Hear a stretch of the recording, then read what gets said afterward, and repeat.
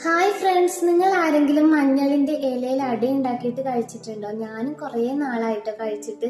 എനിക്ക് ഭയങ്കര ആഗ്രഹമാണ് അത് കഴിക്കണമെന്ന്.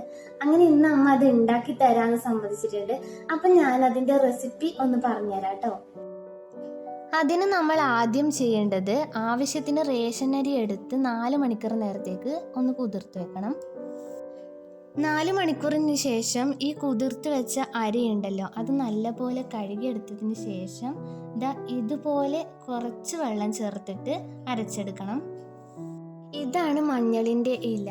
ഇത് നല്ലപോലെ കഴുകിയതിന് ശേഷം ഇതിൻ്റെ 2 അറ്റവും മുറിച്ചെടുക്കണം.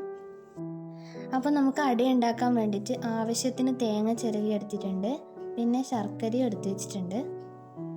അടുത്തത് നേരത്തെ നമ്മൾ മാറ്റി വെച്ച അരച്ച അരിമാവ് ഈ മഞ്ഞളിൻ്റെ ഇലയിലേക്ക് പരത്തിയെടുക്കണം.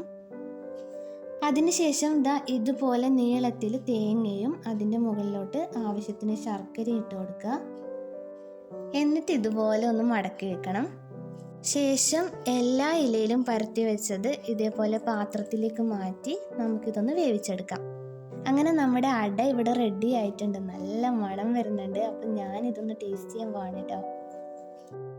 എല്ലാവരും ഇതൊന്ന് ട്രൈ ചെയ്യണേ. ബായ്.